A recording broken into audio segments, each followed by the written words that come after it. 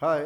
हम लोग twelfth class के पॉलिटिकल साइंस को कंटिन्यू कर रहे हैं। ट्वेल्थ क्लास के पॉलिटिकल साइंस में chapter number 4 India's external relation, book 2 का politics of India since independence, उस बुक का chapter number 4 India's external relation, Bharat की विदेश नीति, इसका क्वेश्चन आंसर आज हम लोग डिस्कस करेंगे। तो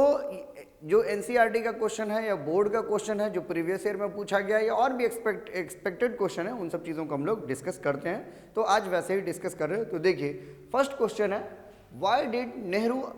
regard the conduct of the foreign relation as an essential indicator of the independence. बोला जा रहा है कि नेहरू क्यों ऐसा मानते थे कि फॉरेन रिलेशन जो होता है वो किसी भी कंट्री का जो फॉरेन रिलेशन है, एक्सटर्नल रिलेशन है, उस कंट्री के आज़ादी को दिखाता है। ठीक है, मतलब उसकी फॉरेन पॉलिसी कैसी है, उससे ये पता चलेगा वो कंट्री कितना इंडिपेंडेंट है या उसकी सॉवरेंटी कितनी है। तो इसमें ऐसे लिखना है, Nehru regard the conduct of the foreign relation as an essential indicator of the independence because India decided to conduct its foreign relation with a aim to respect the sovereignty of all the nation। क्यों? क्योंकि India जो है,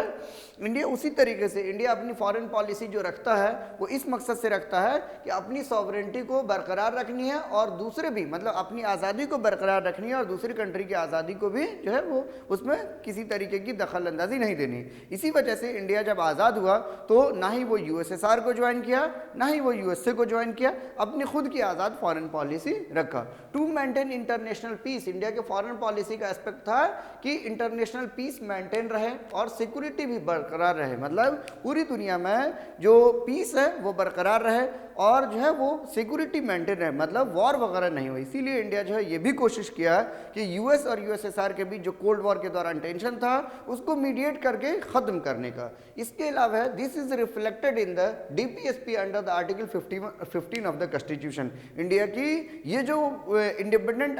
foreign policy है, ठीक है, independent foreign policy के अलावा piece और सिक्योरिटी बरकरार रखने की है, इंटरनेशनल पीस और सिक्योरिटी, ये इंडिया के कॉन्स्टिट्यूशन में डायरेक्टिव प्रिंसिपल का भी पार्ट है। ठीक है, India always advocated the policy of NAM, और इसी सबसेंस में इंडिया जो है वो अपनी फॉरेन पॉलिसी में नैम को ज़्यादा तरजीह दिया, नॉन अलाइनमेंट मूवमेंट के। हमारा अलाइनमेंट ना ही यूएसए के साथ है ना ही हमारा यूएसएसआर के साथ है। And made the effort to reduce the cold war tension, और कोल्ड वॉर के दौरान जो टेंशन था उन सब टेंशन को कम करना भी इंडिया का मकसद था। जैसे कि इंडिया कोल्ड वॉर के टेंशन को कम करने में जो कुरियन क्राइसिस था, कुरियन क्राइसिस के दौरान जो कोल्ड वॉर के दौरान टेंशन था, कुरियन क्राइसिस को ख़त्म करने, नॉर्थ कोरिया साउथ कोरिया के बीच जो कन्फ्लिक्ट था उसको ख़त्म करने में जो है वो हेल्प किया। आगे, it took independent stand and got the assistance from the member of the both the block. ठीक है, इसी सब वजह से इंडिया की जो फॉरेन आज़ाद फॉरेन पॉलिसी थी, इंडिपेंडेंट फॉरेन पॉलिसी थी, उसी वजह से इंडिया को हेल्प भी मिला। इंडिया दोनों से, यूएसए से भी मदद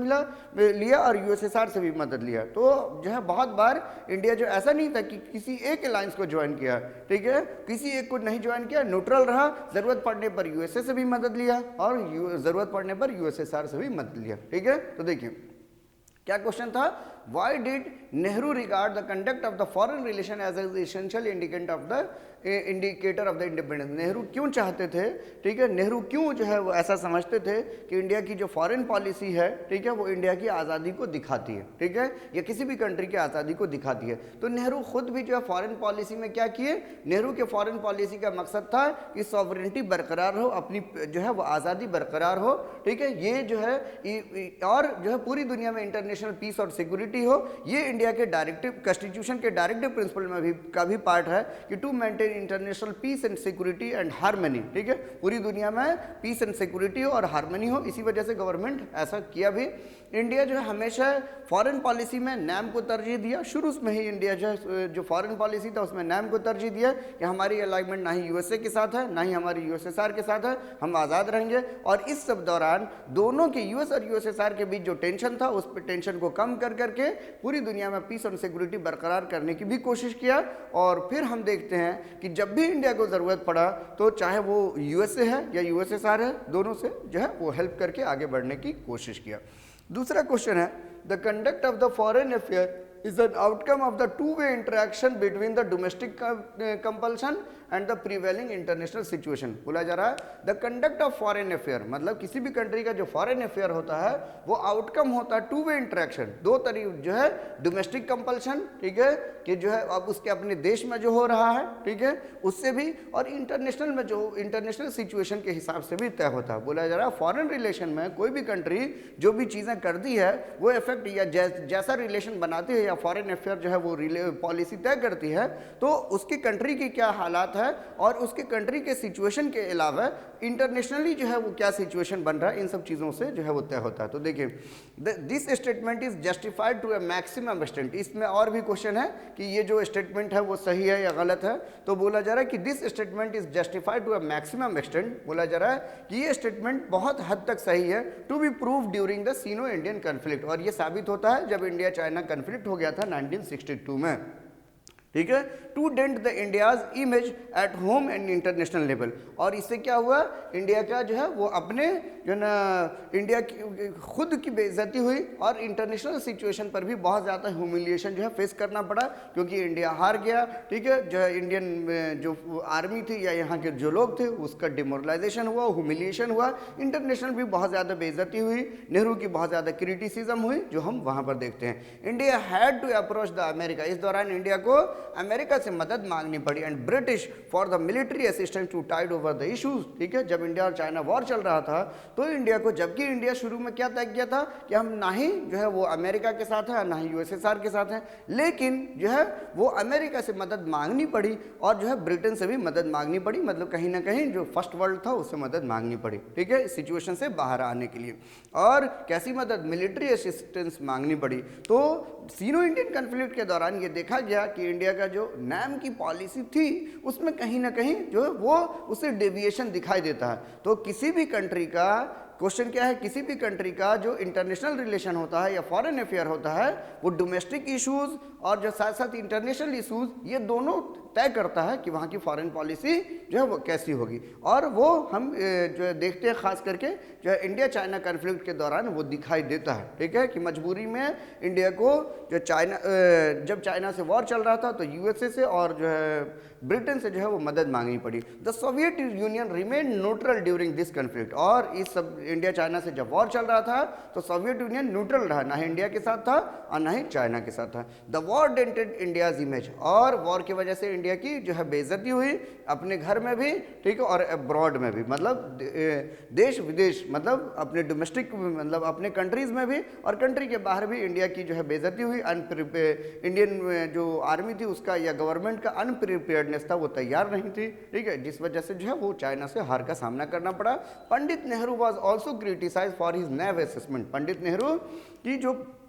गवर्नमेंट थी वो गवर्नमेंट को ऐसा लग रहा था कि जो है चाइना से आने वाली दिनों में वॉर हमारा नहीं होगा, पहले पंचशील एग्रीमेंट साइन की गई थी, तो इन सब चीज़ों की वजह से जो नेहरू का असेसमेंट था, ठीक है, उसकी भी बहुत ज़्यादा बेइज्जती हुई। Political mood of the country began to change, ठीक है, कंट्री का पॉलिटिकल मूड भी बदलने लगा। पॉलिटिकल मूड बदलने लगा मतलब नेहरू के खिलाफ नो कॉन्फिडेंस मोशन लाया गया, जबकि वो नो कॉन्फिडेंस मोशन पास नहीं हो पाया, लेकिन फिर भी गवर्नमेंट की वो बेइज्जती हुई। Defence minister V Krishna Menon को जो है वो इस्तीफा देना पड़ गया, ठीक है। तो ये क्वेश्चन था कंडक्ट ऑफ फॉरेन अफेयर, बोला जा रहा है किसी भी कंट्री का जो फॉरेन पॉलिसी होता है, फॉरेन अफेयर होता है, वो आउटकम होता है डोमेस्टिक पर्पस का और इंटरनेशनल सिचुएशन का। तो वो इस दौरान सीनो इंडिया चाइना कॉन्फ्लिक्ट के दौरान हम देखते हैं कि जो है इंडिया शुरू में ज़रूर कहा था कि हम नैम को फॉलो कर रहे हैं, लेकिन जब वैसा सिचुएशन आया तो उस सिचुएशन में इंडिया को मदद मांगना पड़ा। और इंडिया को जो है वॉर के बाद भी देखा जाता है कि जो है ना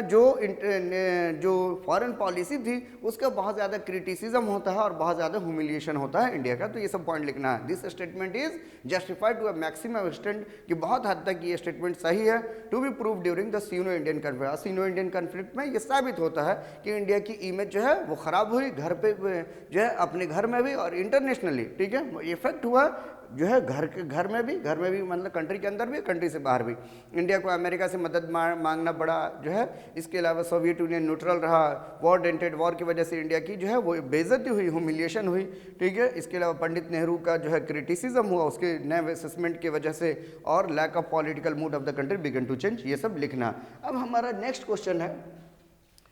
to aspect of India's foreign policy that you would like to retain and change each. ठीक है, ये क्वेश्चन है, अच्छे से देखना, एनसीईआरटी का क्वेश्चन है कि लिखा हुआ है कि इंडिया का दो एस्पेक्ट, ठीक है, मतलब दो ऐसी चीज़ें हैं जो इंडिया की फॉरेन पॉलिसी को आप अगर रहते तो आप भी फॉलो करते, या दो ऐसी चीज़ें लिखनी है, ठीक है, जो आप जो है अगर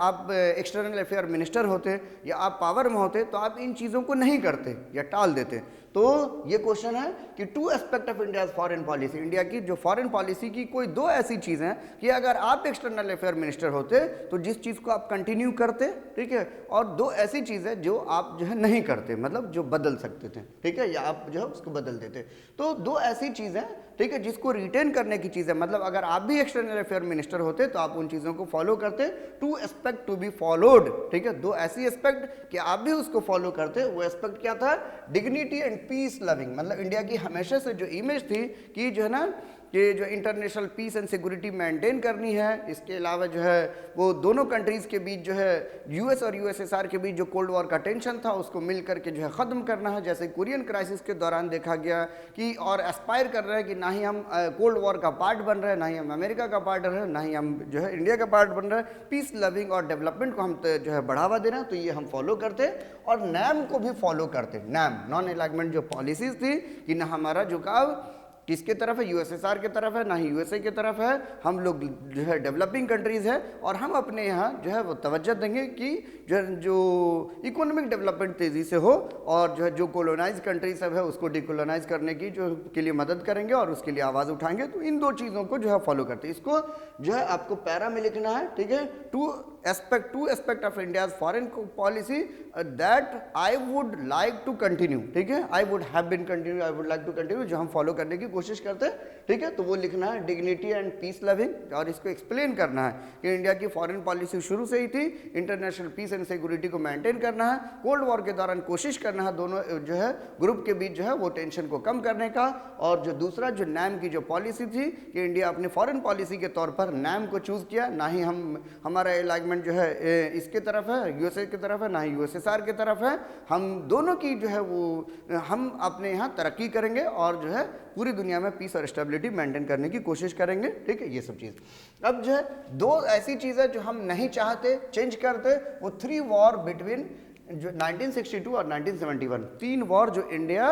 एक जो है इंडिया चाइना, एक जो है इंडिया पाकिस्तान, और फिर जो है इंडिया पाकिस्तान। 1962 में इंडिया चाइना वॉर हो गया, 1965 में इंडिया पाकिस्तान वॉर हो गया, और 1971 में इंडिया और पाकिस्तान का वॉर हो गया। तो ये जो 3 वॉर हुआ, ये अगर एक्सटर्नल अफेयर मिनिस्टर के तौर पर आप होते तो ये नहीं चाहते, ठीक है, कि इसको जो है टालने की कोशिश करते। तो आपको इसके बारे में एक्सप्लेन करना है कि जो है जो तीनों वॉर जो हुआ ये इसको टालने की कोशिश करते, और ये जो है आगे देखिए conflict with the neighbouring countries, India और इंडिया की जो पड़ोसी मुल्क जो है, मतलब चाहे जो पाकिस्तान हो या चाइना हो, इससे जो बाउंड्री इशू है या जो कन्फ्लिक्ट है इसको जो है वो ख़त्म करने की कोशिश करते। वो इसलिए करते क्योंकि इन सब चीज़ों की वजह से इंडिया का जो है वो डेवलपमेंट जो है वो रुक गया, ठीक है, डेवलपमेंट का जो पॉलिसी था, डेवलपमेंटल पॉलिसी, वो डीरेल्ड हो गया, ठीक है। अब आगे देखिए, right a short note on the following, ठीक है, किन चीज़ों पर, इंडिया की न्यूक्लियर पॉलिसी पर शॉर्ट नोट करना और consensus on the foreign policy matter पर करना। तो न्यूक्लियर पॉलिसी पर क्या है कि इंडिया की न्यूक्लियर पॉलिसी नेहरू के ज़माने में शुरू हुआ था। Doctor H.J. भाभा जो न्यूक्लियर साइंटिस्ट थे वो न्यूक्लियर प्रोग्राम को आगे बढ़ाते हैं। 1964 में जब चाइना न्यूक्लियर टेस्ट करता है तो 1962 में यूएनओ जो है एक जो है वो पॉलिसी लाता है NPT, नन प्रोलिफरेशन ट्रीटी, और इंडिया उस नन प्रोलिफरेशन ट्रीटी को NPT को 1962 में NPT लाया गया था, इंडिया उसको जो है वो रिजेक्ट कर देता है और उसको कहता है ये डिस्क्रिमिनेटरी है। और 1974 में इंडिया में पहला न्यूक्लियर टेस्ट होता है। 1974 में इंडिया का न्यूक्लियर टेस्ट होता है, कहाँ पर, पोखरान में, फिर वो फेल हो जाता है। 1998 में एक साथ 5 न्यूक्लियर जो है टेस्ट होता है और जो है वो सक्सेसफुल होता है और इंडिया न्यूक्लियर वेपन कंट्रीज बन जाता है। इंडिया का न्यूक्लियर पॉलिसी है नो फर्स्ट यूज़, हम पहले इस्तेमाल नहीं करेंगे और अगर हम पर हमला होता है तब हम जवाबी कार्रवाई करेंगे, पीसफुल पर्पस से ये जो है हम न्यूक्लियर जो है एनर्जी का इस्तेमाल करेंगे, ठीक है। तो ये आगे क्या है, कॉन्सेंसस ऑफ फॉरेन पॉलिसी की बात हो तो जो है इंडिया के एक्सटर्नल अफेयर मिनिस्टर और प्राइम मिनिस्टर दोनों पंडित जवाहरलाल नेहरू ही थे, और पंडित जवाहरलाल नेहरू का ही जो ये मानना था, पंडित जवाहरलाल नेहरू का ही रोल है इंडिया के फॉरेन पॉलिसी को जो है वो डिवाइस करने में, फॉरेन पॉलिसी को वही डिवाइस किए हैं, और वो नैम को एक ऑब्जेक्टिव बनाया इंडिया के फॉरेन पॉलिसी का, क्योंकि जिस सिचुएशन में इंडिया जो आज़ाद हुआ था वो कोल्ड वॉर का टेंशन चल रहा था, उस कंडीशन में ठीक है नैम को एक जो है वो पॉलिसी बनाए, जबकि कुछ जो है वो जैसे भारतीय जनसंघ है या स्वतंत्र पार्टी है या कुछ और भी पार्टियां वगैरह सब थी जो चाहती थी कि इंडिया जो है अमेरिका के साथ जो है वो अमेरिका के साथ मिल करके तेज़ी से तरक्की करे, लेकिन ज़्यादातर कंसेंसस ऐसा ही था कि कोल्ड वॉर के टेंशन में हम लोग नहीं पड़े, अभी अभी हम लोग आज़ाद हुए हैं, हम लोग जो है अपनी जो है सॉवरेंटी को बचा करके रखनी है। ज़्यादातर लोगों का कंसेंसस ऐसा ही था, ज़्यादातर पार्टीज़ भी ऐसा ही चाहती थी कि अपनी आज़ादी और डिग्निटी को अपनी आज़ादी और सॉवरेंटी डिग्निटी को बरकरार रखनी है, और अपनी फॉरेन पॉलिसी अपने आज़ाद तरीके से जो है वो डेवलप करना है और नैम को जो है वो चुने। ठीक है, तो ये याद रखना है, न्यूक्लियर पॉलिसी और नैम के बारे में ये कंसेंसस ऑफ फॉरेन पॉलिसी में नैम पर ऑब्जेक्टिव करते हुए और नेहरू से जो है लिखना शुरू करना है। ठीक है, आगे देखिए, India's foreign policy was built around the principle of peace and cooperation, would you say that this was the failure of the foreign policy? ठीक है, बोला जा रहा है कि इंडिया की जो फॉरेन पॉलिसी है वो कहीं ना कहीं ठीक है नैम के पीस एंड कॉपरेशन पर जो है वो बना है। ठीक है, और क्या आपको ऐसा लगता है कि ये जो है इंडिया की फॉरेन पॉलिसी का जो है फेल्योर था ऐसे करके? ठीक है, कि ऐसा नहीं था कि फेल्योर नहीं था, वो इस वजह से फेल्योर नहीं था कि जब मौका मिला तो जो है इंडिया न्यूट्रल ज़रूर रहा, इंडिया की फॉरेन पॉलिसी में नैम का ऑब्जेक्टिव ज़रूर था, लेकिन कुछ ऐसा सिचुएशन आया जिस सिचुएशन में इंडिया को यूएसएसआर से जो है वो यूएसएसआर से हेल्प लेना पड़ा। जब वॉर टाइप का सिचुएशन आया तो जो है इंडिया चाइना से जब वॉर चल रहा था तो अमेरिका से मदद मांगनी पड़ी, ब्रिटेन से जो हेल्प मांगना पड़ा। तो हम इस इंडिया के फॉरेन पॉलिसी को जो है या नैम को हम जो है ये नहीं मान सकते, क्या जो है कि फेल्योर नहीं मान सकते। ठीक है, तो नैम के बारे में लिखना शुरू करना है कि नैम क्या है, और उसके बाद आखिरी में लिखना है कि इंडिया की फॉरेन पॉलिसी का मेन मकसद जो है वो नैम था, और जो है जब सिचुएशन पड़ा तो इंडिया जो है वो यूएसएसआर से भी हेल्प मांगा और यूएसए से भी हेल्प मांगा, दोनों से हेल्प लेते हुए जो आगे बढ़ने की कोशिश किया, पूरी दुनिया में पीस और स्टेबिलिटी मेंटेन करने की कोशिश किया। तो नैम के बारे में इसमें लिखना है। अब आगे है, does India's foreign policy reflect her desire to be an important regional power? क्या आप इंडिया की फॉरेन पॉलिसी से ऐसा दिखाई देता है कि इंडिया जो एक रीजनल पावर के तौर पर आगे बढ़ना चाहता है? Argue your case with the Bangladesh war, Bangladesh war के साथ जो है इसको जो है डिस्कस करना है। ठीक है, तो बांग्लादेश जो है जैसे क्या है कि क्या आपको ऐसा लगता है कि इंडिया की फॉरेन पॉलिसी से ठीक है कि इंडिया जो है अपने रीजन में एक जो है वो इमर्जिंग पावर के तौर पर उभर करके आना चाहता है? ठीक है, तो आपको इस क्वेश्चन में आपको शुरू करना है कि बांग्लादेश क्राइसिस है। बांग्लादेश क्राइसिस क्या था कि जो है इंडिया और पाकिस्तान दो पार्ट में था, ईस्ट पाकिस्तान और वेस्ट पाकिस्तान। ईस्ट पाकिस्तान में क्राइसिस चल रहा था, वेस्ट पाकिस्तान के लोग ईस्ट पाकिस्तान को डोमिनेट कर रहे थे। ठीक है, और यहाँ पर जो है वो ऑटोनॉमी के लिए जो है मूवमेंट चल रहा था। इलेक्शन होता है 1971 में। ठीक है, और इलेक्शन में अवामी लीग को जो है वो मेजोरिटी सीट आ जाता है। अवामी लीग अपने तरीके से गवर्नमेंट चलाना चाहती थी पाकिस्तान का पार्ट रहते हुए, लेकिन वेस्ट पाकिस्तान से यहाँ पर फौजें भेज दी जाती है और वेस्ट पाकिस्तान की फौज ईस्ट पाकिस्तान में जुल्म ज़्यादती करना जो है शुरू करती है, और जो है बहुत सारे लोग जो है बांग्लादेश से बॉर्डर क्रॉस करके इंडिया में आना शुरू कर देते हैं। इंडिया में रिफ्यूजी प्रॉब्लम बढ़ जाता है, जिस वजह से इंडियन गवर्नमेंट ह्यूमैनिटी के ग्राउंड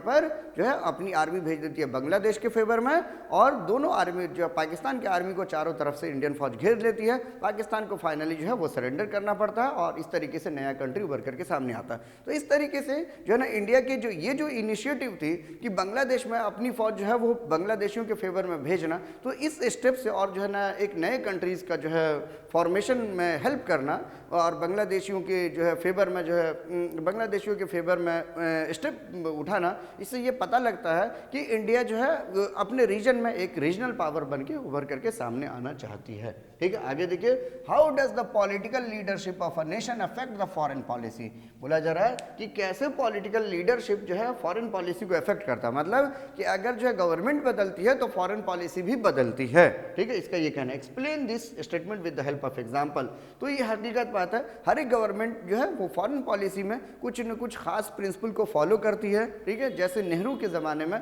जो है वो नैम को चूज़ किया गया, लेकिन नैम पर जब ज़रूरत आ पड़ा तो नैम का मतलब बिल्कुल न्यूट्रल नहीं था, तो बहुत सारे जगहों पर यूएसएसआर से हेल्प मांगा गया, यूएसए से हेल्प मांगा गया, तो इंडिया का ये क्रिटिसिज्म होता है। और बाद में जब गवर्नमेंट बदलती है 1977 में, जनता पार्टी की गवर्नमेंट आती है, तो जनता पार्टी की गवर्नमेंट ये क्रिटिसिज्म करती है कि इंडिया की नैम की जो पॉलिसी थी वो इंडिया की नैम की पॉलिसी जो थी वो कहीं ना कहीं वो रिलीजियसली नैम को फॉलो नहीं किया, ठीक है, मतलब जो है अच्छे से नैम को फॉलो नहीं किया और इस चीज़ों को सही किया जाए। अच्छे से नैम को फॉलो नहीं किया कहने का मतलब कि ये है कि ना जो यूएसएसआर से जो हेल्प मांगा गया वो प्रो यूएसएस जो पॉलिसी थी हम उससे अलग रहेंगे। फिर देखा जाता है 1991 में फिर गवर्नमेंट बदलती है, तो यूएसए से जो है अच्छा खासा हेल्प जो है इंडिया में इकोनॉमिक रिफॉर्म होता है और यूएसए से हेल्प वगैरह लिया जाता है। तो जब भी गवर्नमेंट बदली है तो हर एक गवर्नमेंट थोड़ी बहुत जो है उसका डेविएशन दिखाई देता है फॉरेन पॉलिसी में, और इसको ऐसे लिख सकते हैं, ठीक है। Foreign policy of a country is the mirror of a national interest in India. बोला जा रहा है कि इंडिया की जो फॉरेन पॉलिसी है, ठीक है, उससे आपको पता चलेगा नेशनल इंटरेस्ट के बारे में। नेशनल इंटरेस्ट का मतलब जब जैसी जरूरत रही, ठीक है, या जब जैसी गवर्नमेंट बनी उसके बारे में आपको पता चलेगा। कैसे? During the non Congress government, ठीक है, आपको एक पॉइंट इसमें पहले से लिखना है कि इंडिया की फॉरेन पॉलिसी क्या थी। जो है इंडिया की फॉरेन पॉलिसी में जो इंडिया के फॉरेन अफेयर मिनिस्टर और प्राइम मिनिस्टर नेहरू थे, और नेहरू फॉरेन पॉलिसी के तौर पर नैम को जो है वो चूज करती है। और नैम का मकसद था ना ही हम यूएसए के साथ रहे, ना ही यूएसएसआर के साथ रहे, हम अपनी इंडिपेंडेंट फॉरेन पॉलिसी मेंटेन कर रहे हैं कि अपनी सॉवरेंटी बरकरार रहे और पूरी दुनिया में इंटरनेशनल पीस और सिक्योरिटी बरकरार करने की कोशिश करें। उसके बाद ये लिखना है ड्यूरिंग नॉन कांग्रेस गवर्नमेंट, जब कांग्रेस की गवर्नमेंट नहीं थी, जनता पार्टी की गवर्नमेंट आई, Janata party announce to follow the NAM genuinely. Janata party ने ऐलान किया कि हम नैम को और अच्छे से फॉलो करने की कोशिश करेंगे। दिस इम्प्लाइड दैट, इसका मतलब ये था कि pro Soviet tilt would be corrected, मतलब इंडिया का 1971 में जो सोवियत यूनियन से जो है जो 20 ईयर का फ्रेंडशिप एग्रीमेंट साइन किया गया था, हम उन चीज़ों को सही करेंगे, मतलब कि ना ही हम यूएसए के साथ है तो यूएसएसआर के साथ भी नहीं होना, ठीक है, ये कहना था। इन पोस्ट 1990, बोला जरा 1990 के बाद ruling parties were criticised for their pro US foreign policy, ठीक है। रूलिंग पार्टी का जो अमेरिका के तरफ झुकाव था इंडिया में, एलपीजी लिबरलाइजेशन, प्राइवेटाइजेशन, ग्लोबलाइजेशन, और जो यूएसएसआर के डिसइंटीग्रेशन के बाद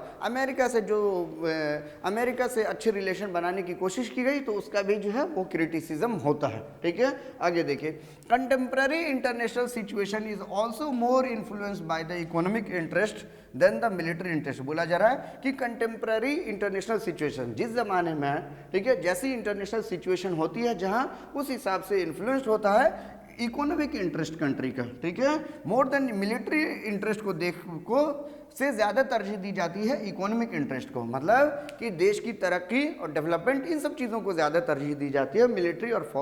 जो है ये वॉर वगैरह को तरजीह कम दी जाती है। आगे देखिए, India and Pakistan relation have been witness a new development. इसी सब तरीके कंटेक्स्ट में हम देखते हैं कि इतने ज़्यादा कन्फ्लिक्ट के बावजूद भी, बॉर्डर कन्फ्लिक्ट है और भी बहुत सारी जो है कन्फ्लिक्ट इशूज़ है इंडिया और पाकिस्तान के बीच, तब भी जो है दोनों गवर्नमेंट कोशिश करती है दोनों कंट्रीज़ के रिलेशन को और बेहतर करने का। तो ये क्वेश्चन आंसर यहीं पर हमारा ख़त्म होता है। अब वीडियो में बने रहिए, लाइक कीजिए, सब्सक्राइब कीजिए, शेयर कीजिए। Thank you.